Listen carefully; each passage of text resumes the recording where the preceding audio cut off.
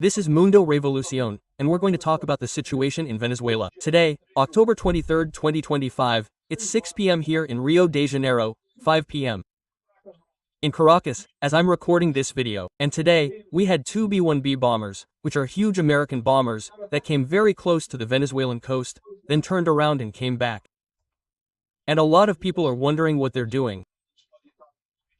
They could simply be threatening Maduro, they could be training for a real attack, or they could be researching where Maduro's air defenses are.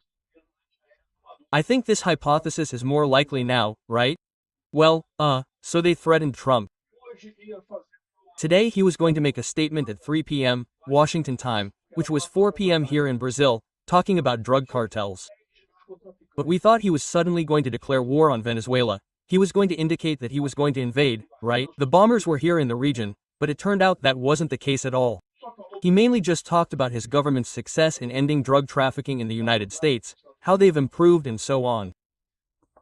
Anyway, he didn't say anything about the operation in Venezuela, although he made it clear that the next action is on the ground.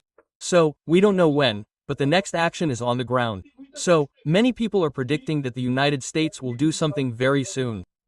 How soon is it? Is it today, this week, this month, this year? What does soon mean, right, in the United States? So it's a question that we really can't know for sure. I'll show you the information we have here, and I promise you that if anything happens, I'll be live here to follow whatever the United States is going to do in Venezuela, okay? So, once again, today, just like what happened a few days ago, the bombers arrived close by, turned around, and left. No problem. They entered Venezuelan airspace, okay? And it seems like the people in Venezuela are a little desperate, okay? Maduro is desperate. Diosdado Cabello is desperate. It's all a bit confusing here. Let's understand this issue here. Let's talk about these and other topics in detail. This news was suggested by Gabriel TRÁZ, Trumpeta Pro Paizen, and several other people. Thank you to the people who suggested news on our website, wrevolving.com. And thank you for watching our video. If you like our content, please like it and subscribe to the channel, okay? So, well, look, to begin with, another little boat was destroyed by the Americans. So, today, under President Tamper's orders, the War Department launched another lethal kinetic attack against a ship operated by a terrorist organization. And, anyway, this happened in the Pacific, okay? Although it was another little boat destroyed, it wasn't in the Caribbean, it was in the Pacific, right? Remember, the Pacific is on this side. We don't know exactly where it was, there's no ball on this side yet, but somewhere here in the Pacific, this little boat was destroyed. Well, the bulk of the fleet is here in the Caribbean. But anyway, so there was another case of another little boat destroyed in this region, right? He's saying that these are terrorist organizations of the drug trade, right? They're like Al-Qaeda and other terrorist organizations and they won't escape President Trump's justice, right?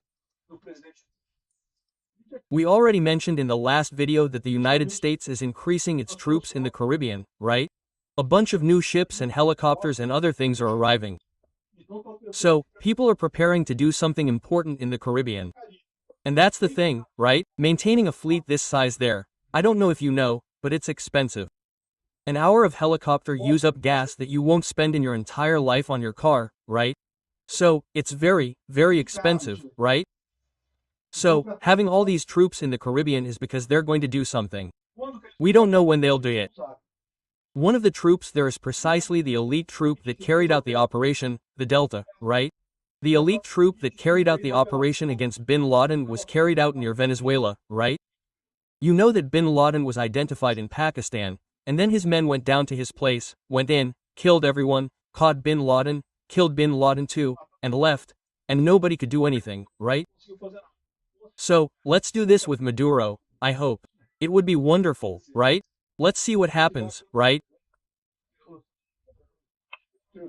The Night Stalker helicopters were seen flying over the Caribbean region, near the coast of Venezuela, and the helicopters were part of the 16th Special Operations Aviation Regiment of the United States Army, which carries out these low-visibility operations, right?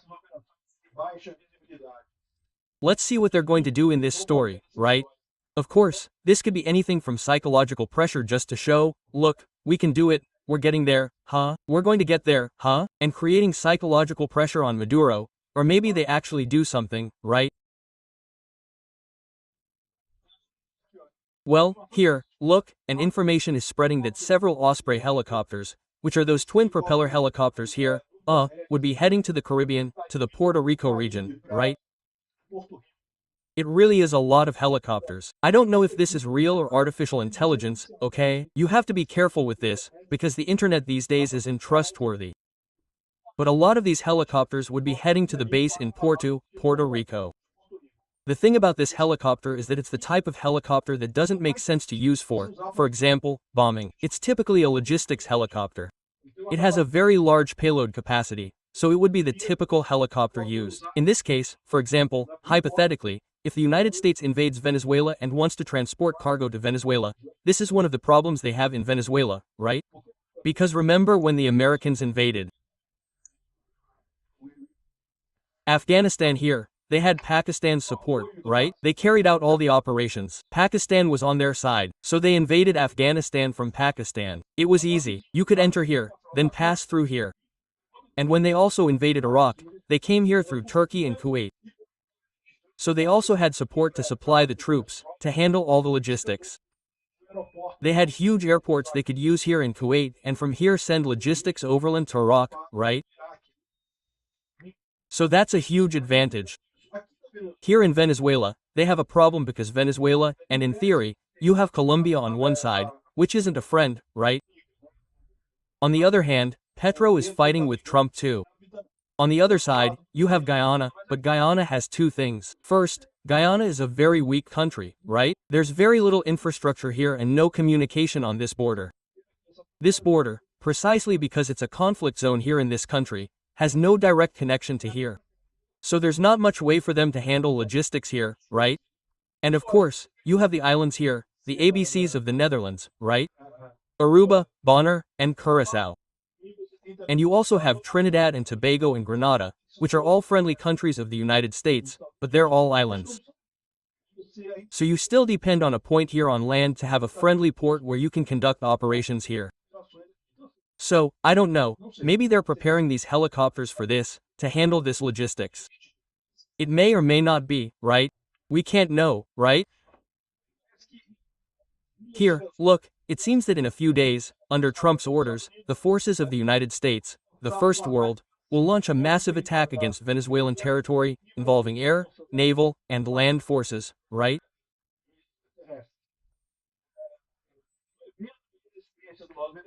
Well, in the event of resistance on the Venezuelan side, at least a limited number of amphibious operations are expected, involving American Marines who will land in Venezuela and establish a control point in some region there, right? So we don't know what's going to happen. This is all speculation, right? Information was circulating today that urgent things were going to happen. But urgent? How soon? The information that was circulating is that something American will happen in Venezuela very soon. What's very soon? Is it today? Is it this week? Is it this month, this year, this decade? I don't know, right? So we're in this doubt here too, right? So what caught our attention this afternoon? This afternoon, the B-1B bombings, which are massive bombings, they flew in, left from the United States, flew in here, got very close, entered Venezuelan airspace. They entered Venezuelan airspace. Remember what the Godfather said? No, don't you dare enter Venezuelan airspace. Sovereignty, we're going to take everyone down, sovereignty. Quote. And the planes came and went. They did nothing. Of course they didn't do anything. They're not crazy, are they? They're not crazy. They don't eat poop for breakfast to shoot down an American plane, right? So the planes came here. Look, 2 U.S. Air Force B-1B Lancer strategic bombers. They arrived 80 kilometers off the Venezuelan coast in full operation over the Caribbean Sea. And then they turned around and left, and that was it.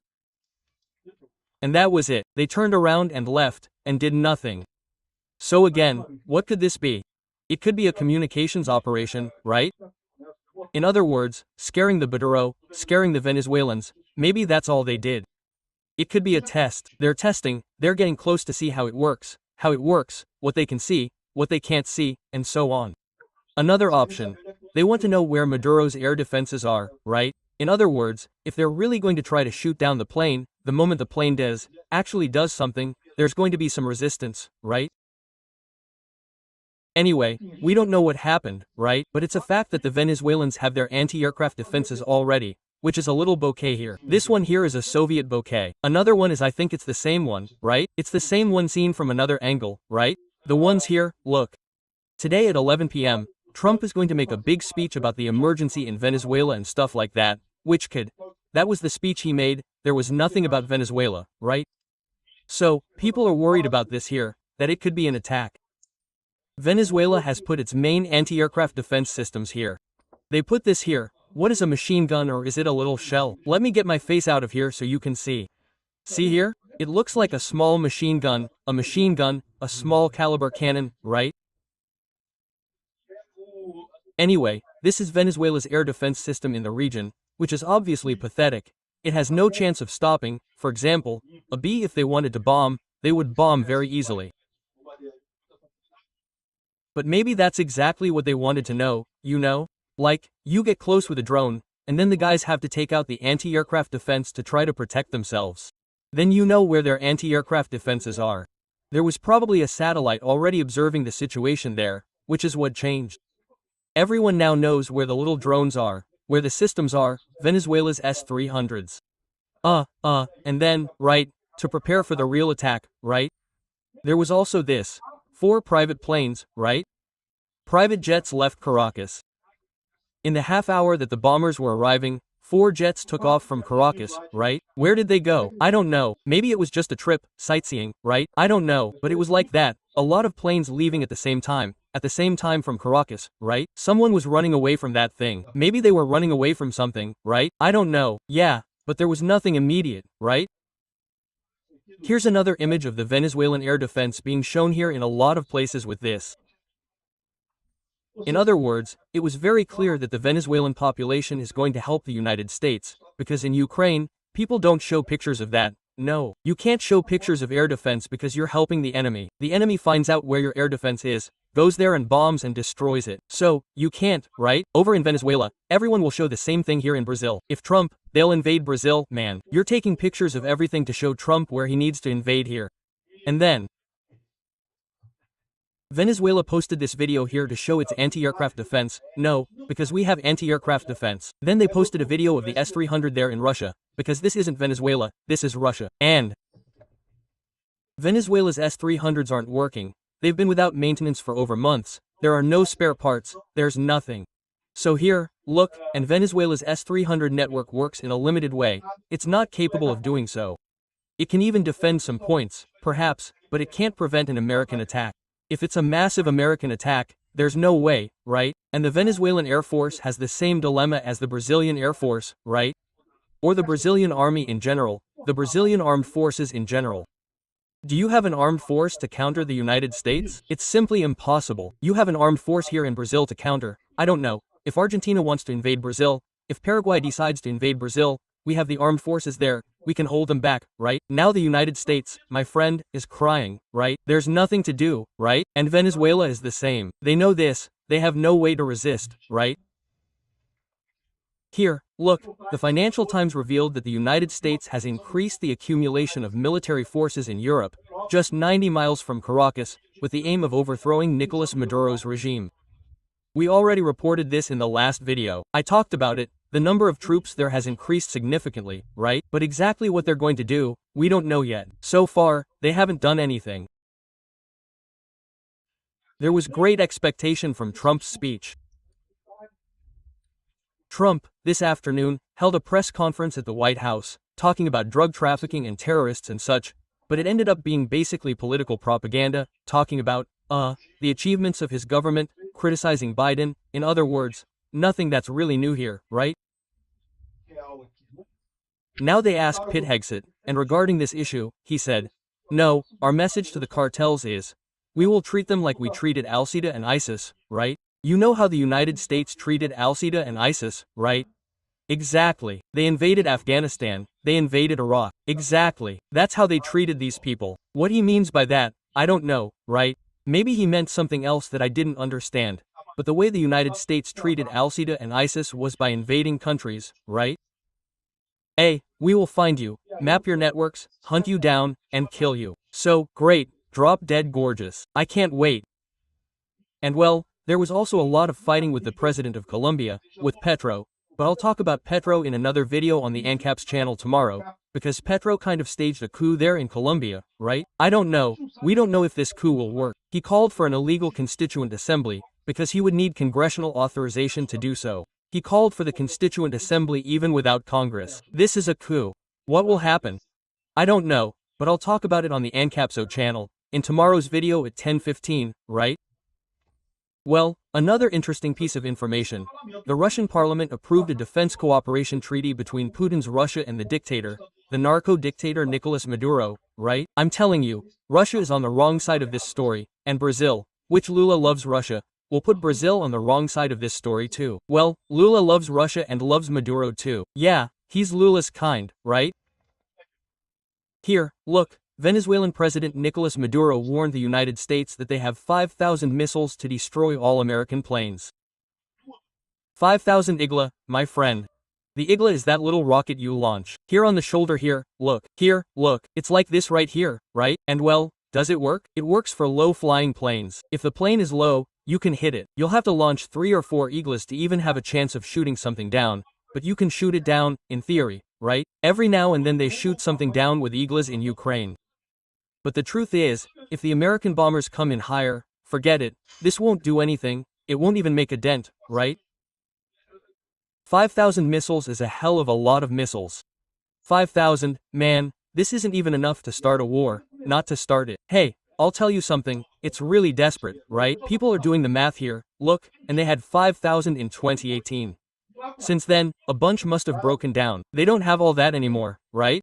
And it's Maduro you're doing the same calculations Putin did with tanks before the Ukraine war. No, because we have 14,000 tanks. Half of them don't even have engines, okay? Just the tank shell, no engine at all. So there's no tank, right? Saying there's a tank is false, right? But anyway, that's what Maduro is doing in this case, right?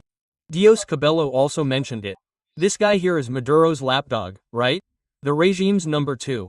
And then he asked Argentines not to vote for Milei and stuff. Then there's the election in Argentina this week, very important this weekend, right?